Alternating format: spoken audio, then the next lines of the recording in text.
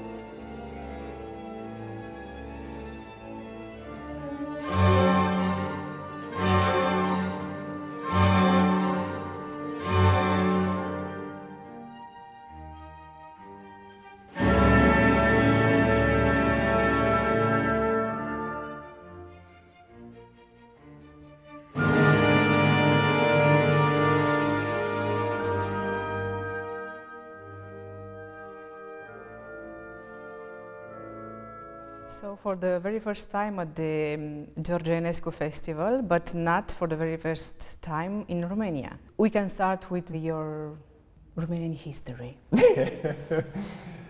Well, I've had the joy of coming here a few times, so I've anticipated this visit with a lot of happiness and expectation. My first impression was in '82. I had just entered the conservatory in Copenhagen, and I had a few months between the entrance examination and the beginning of my studies, and I wanted to spend them traveling. So I traveled down through Eastern Europe, and I came, of course, to Bucharest at a time which was rather gloomy, was my impression, of course. What I could enjoy at the time was the wonderful buildings, and the very few times where it was possible to speak to people, but mostly people didn't dare to come up to us, strangers. I enjoyed, and I particularly remember going into a church in a street where there was a service, and there was this darkness. People were standing up, those who could. In our church we sit down, and there was this beautiful cantor singing, and the whole intensity of the experience was just so intense for all the senses, and that I owe to my first visit.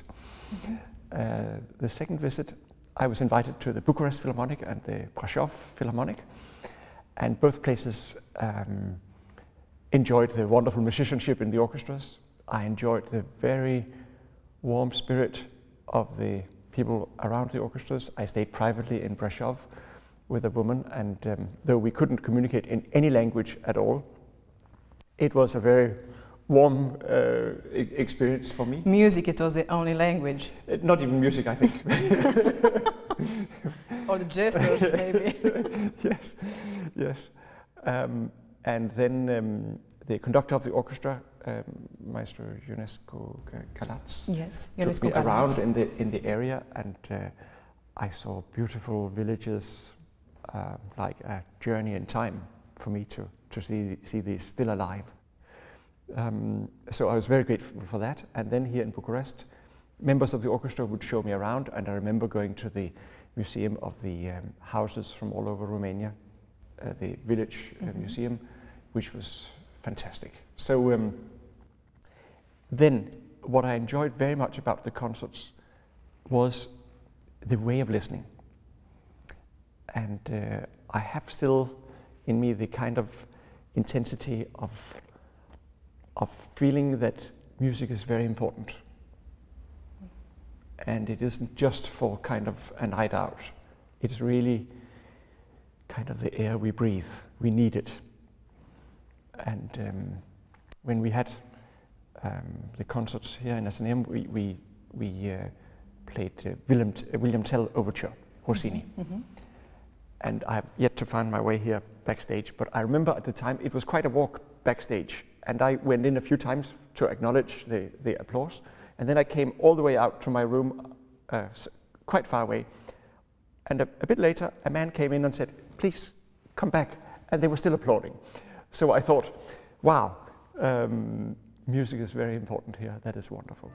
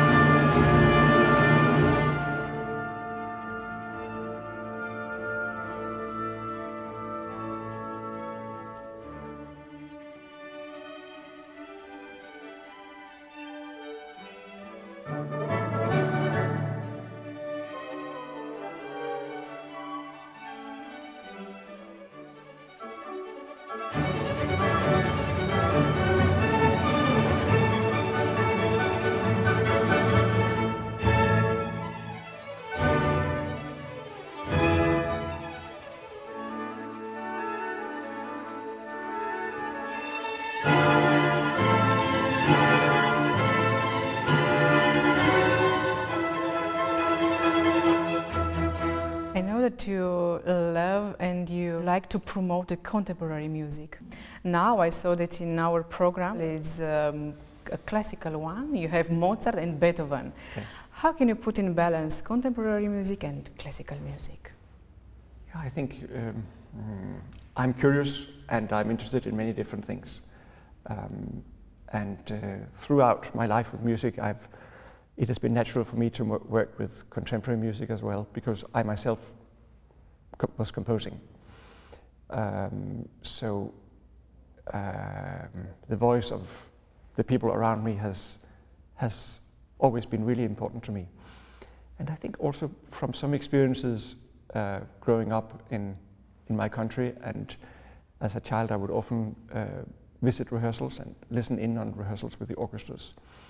And there great music was being premiered, which later became classics in our Danish tradition of classical music. And yet I remember the experiences there, that there was almost always a kind of distance between composer and orchestra. A kind of, not conflict, but you know, when new things have to be tried out, it's met with resistance, perhaps naturally so. But for me, formed by these experiences, I wanted the world to be different, at least when I was involved with contemporary music. So I've been very keen on involving the composers as much as possible in the preparation work with the orchestras, and really have the orchestra understand as much as possible from the composer why it was like this. Why do we have to hold it upside down? And they will say, yeah, but you know, when the snow is falling, the sound is so delicate that you have to find other means to express that, or whatever. I need them to get under the skin of the composers as much as possible, and that has been one of the fascinations for me, always working with the contemporary music. And then I think almost every meeting with a composer has strengthened my relationship with classical things like Mozart and Beethoven. First and foremost because I'm always reminded that what they write is really important to them. And if they could have done like this, but they did like this. So they did think about the alternatives perhaps. But until we have really digested and accepted, and in that way perhaps even understood why they have done it, we must search for it, rather than thinking, this would be much better if we did like this. So it's a lot of challenge for us, and it's good to be reminded that that just because it doesn't immediately present itself to you as a clear solution, there might be an even better solution, but you have to work for it. So I think that's the gift from working with composers, to be reminded about this, that don't just go for an easy solution, really dig deeper.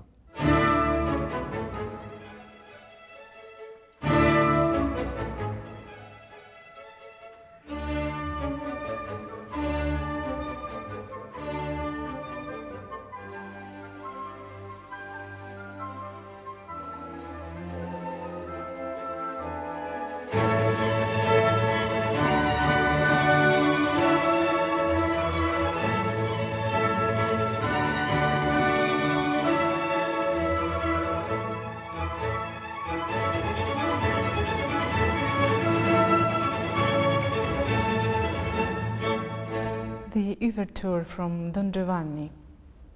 What can you bring new in this ouverture? How do you mean new? Every score has a limit. All the bars, all the notes, all the keys, they have already effect. You put in that score more from your soul, from your intelligence. So what can you bring new? What it is your message through this music? I asked you because my approach perhaps is to get inside the skin of it. And I trust that if you as a listener need it to sound new, it might satisfy you. But it's not my aim that it sounds new. I can only do what I can do in relation to the music, and that comes from all the things I've experienced with music and life through my life.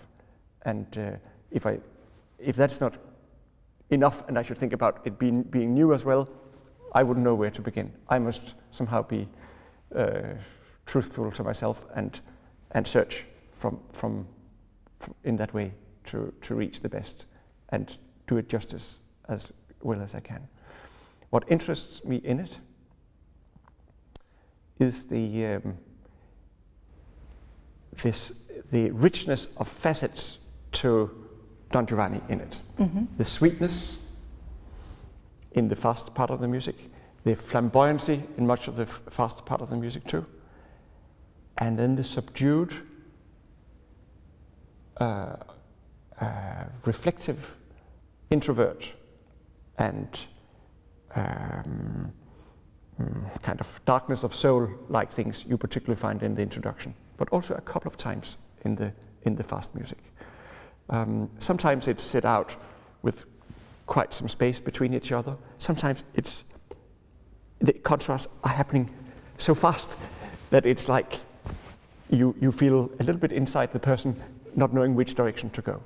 And I think that's roughly how I think of this piece and what I feel when I try to bring it alive again. That I want to get as many facets of the stone or of the person here as I can possibly find in Mozart's music, because it tells me that there are so many. Where do you think that it is your face in all these faces? Where do you find yourself in there?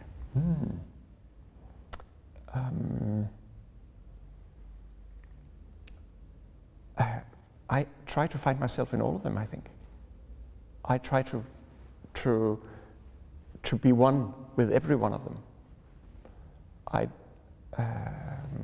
Though I might not admire that side of myself or the personality, I think I have to be one with every one of them.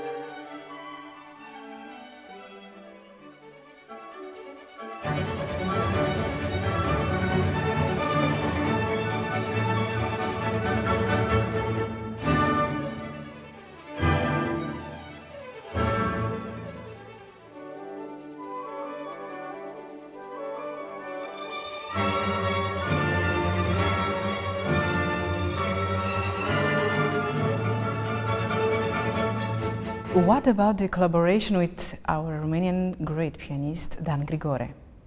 Yeah, I had the pleasure of meeting him a few days ago for rehearsal in Salzburg. And at first we met, and again, language wasn't, spoken language wasn't the way for us to communicate, but through the music. And I felt we had a wonderful understanding right away from the first notes, and I enjoyed his approach. I enjoyed his overview, his sense of character, and the way he was inside it and one with it.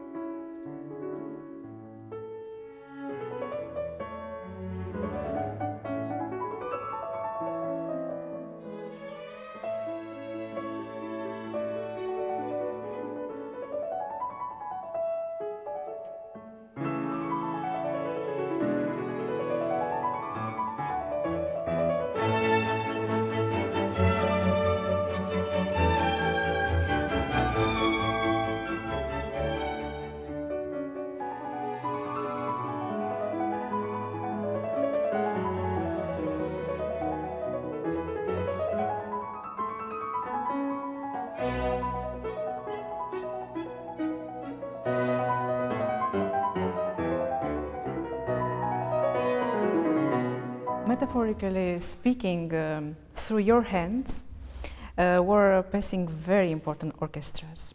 And let me read now, such as the Swedish Chamber Orchestra, Danish National Symphony Orchestra, Seattle Symphony, and will come the BBC Scottish Orchestra, where you'll be the chief conductor. And now you'll stand in the front of Mozarteumorchester Salzburg. Every orchestra has a certain sound. How can you put it into the light? I'm very privileged to be playing with orchestras which have a sense of their own sound. I think with all the international traveling of musicians today, orchestras can easily get lost and become a less identifiable kind of orchestra. When I work with the orchestras, which are my own, of course I want to shape this very much, how we approach things. It's not just sound, it's phrasing, it's the whole way we approach music. And going to the Mozarteumorchester, they have a wonderful articulated vision for their music making, and it somehow resonates very much with what I've tried to build with the Swedish Chamber Orchestra. So it's pure luxury to go there, and yet there are things which I still think could be shaped perhaps slightly differently, but that's on the scale of taste. Basically, they have an intimate knowledge of the repertoire and an approach which I can fully trust, which is a wonderful starting point.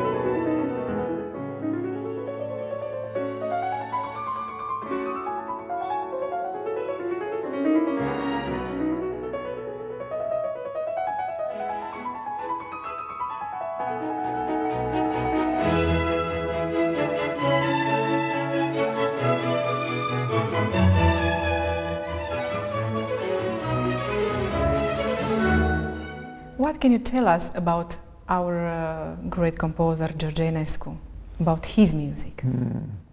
Not enough. I have still to get scores of his music. I remember on my previous visits I tried to buy it when I was here, which was not possible. So perhaps this time I'll be more lucky. But I'm an admirer of what I've heard. Some of the violin music, the three symphonies and the Vox Maris, I've enjoyed very much. But I've yet to see it and to perform it. But I would be very interested.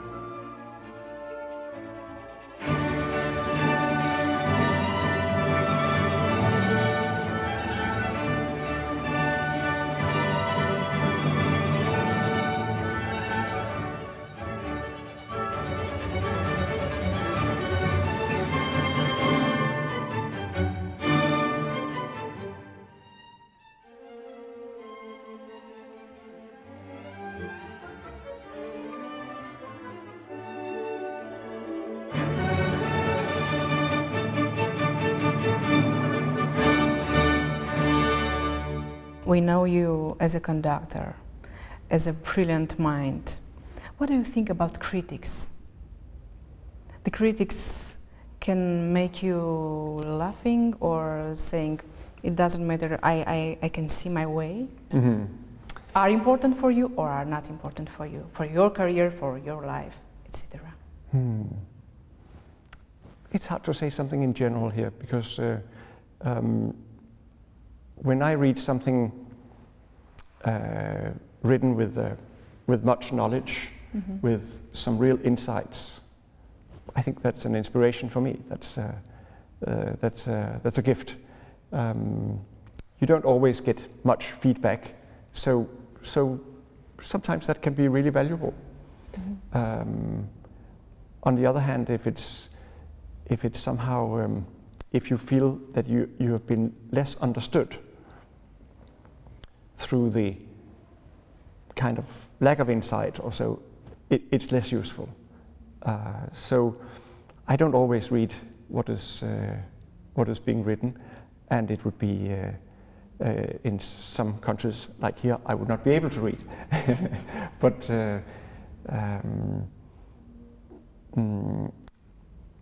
I can say I'm always interested in a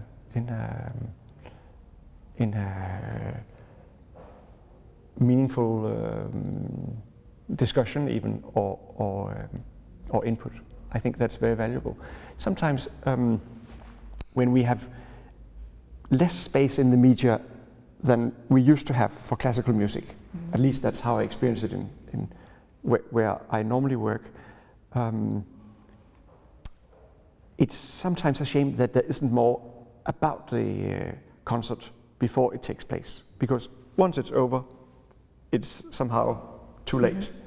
But as when I grew up, there was always a lot of interest in the programs and the artists performing and everything before it took place, and I think that kept the general interest of our kind of music up. So I would wish that was still happening today. I think we have to be grateful for just anything going in print about our world.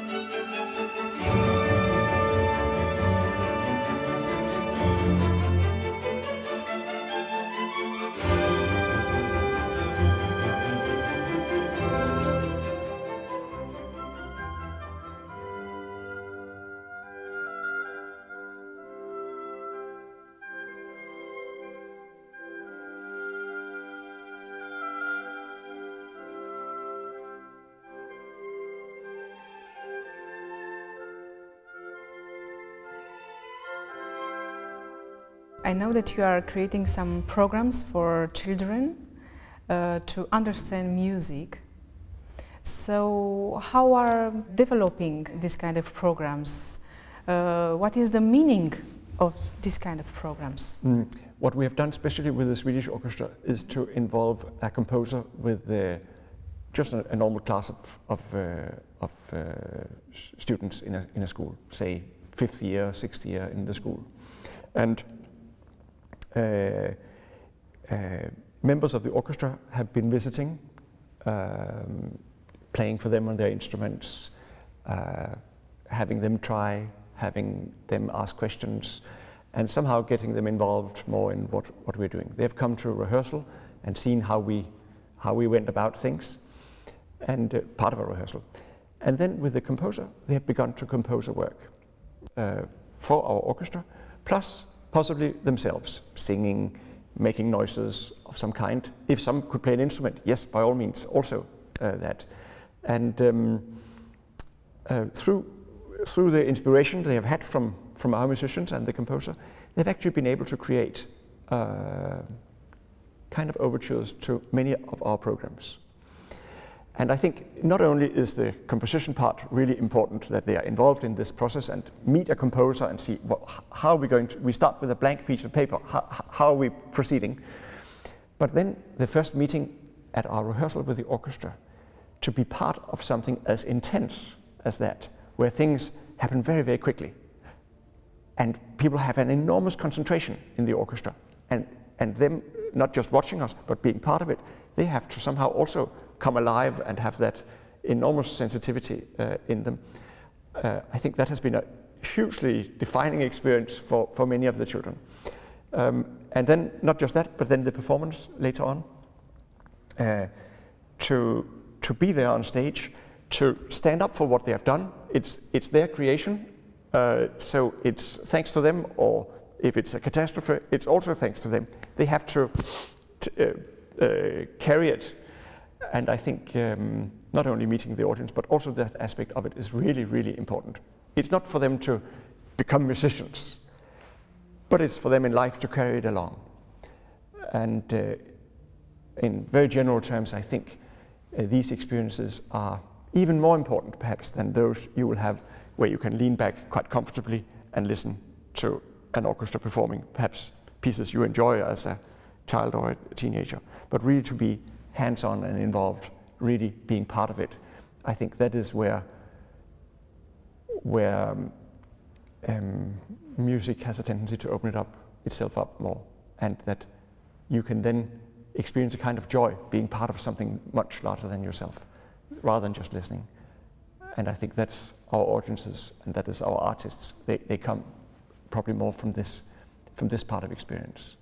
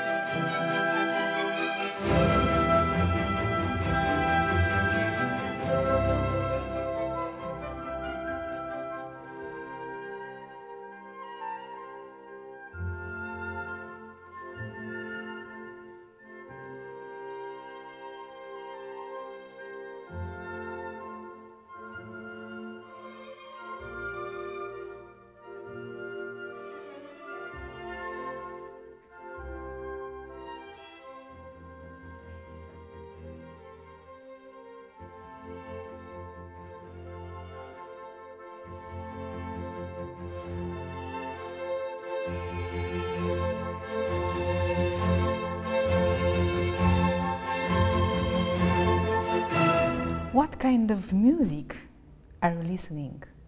Not only classical, I suppose. What kind of music do you like?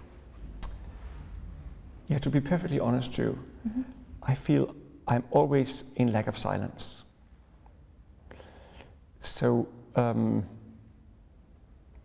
unless I go to a particular performance because I really want to hear what that is like, whether it's something my children want to go to because they're interested in many different kinds of music, rock, pop, jazz, or whether it's going to hear a colleague of mine or a piano recital or an opera or something. That aside, I feel I have a huge need for silence, and I think that's from my childhood, strong experiences in nature, to be in surroundings far away from man-created world, and particularly now when I'm traveling. Of course, orchestras are mostly in cities.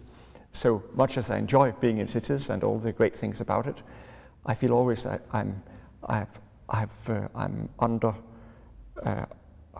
starved of silence. So that is what I search for when I have time to go outside the cities and find peace and quiet. So in that way, I'm not the first one to put on a CD when I get home or something. I appreciate to be without my ears working on that. So I prefer a talk or silence. Or reading a book? Or reading a book. What kind of book? Yeah, I'm reading a really interesting book by the pianist Charles Rosen about his life with the keys.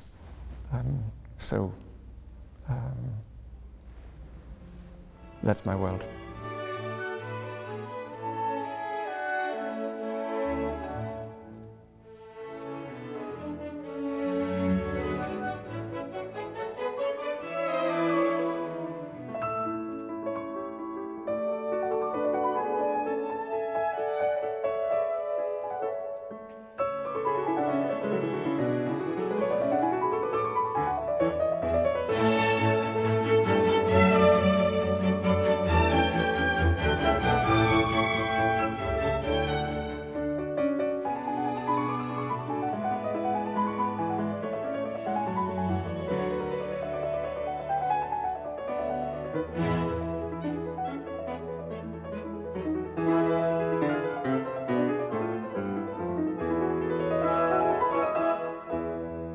This kind of world, do you recommend to any young conductor?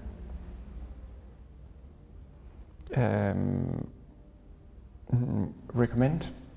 Yes. Can be a point of view from a certain life of a conductor to listen to the music of nature. Ah, in that way? Yes.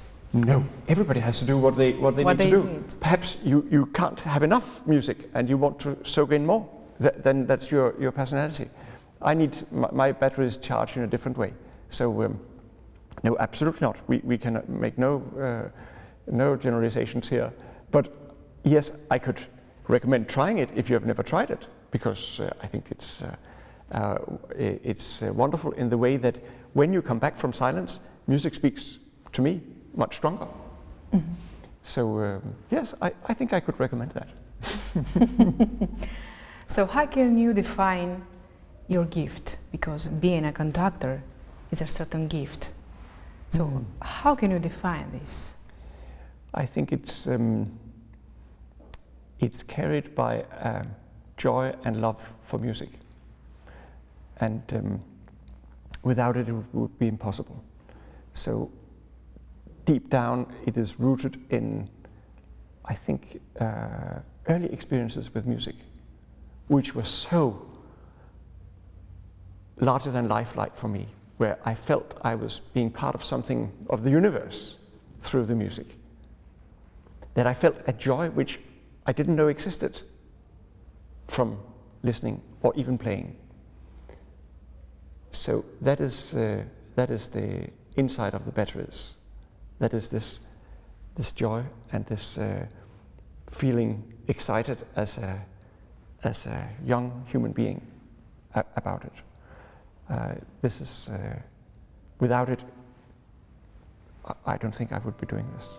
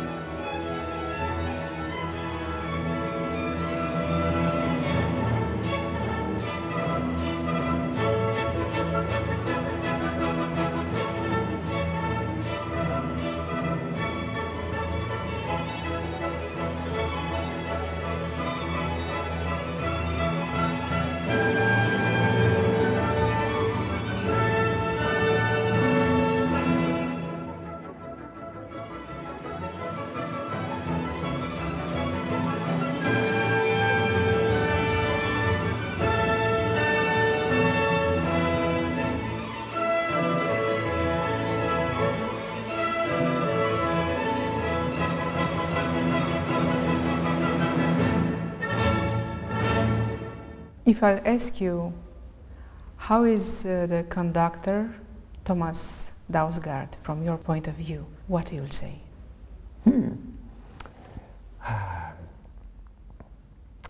I think I would say that he's curious. He is listening. He is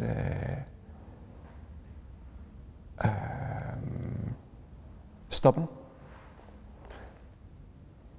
and he is demanding, and he has a basic joy in music and in what he does. Thank you very much for according us this interview. My great pleasure.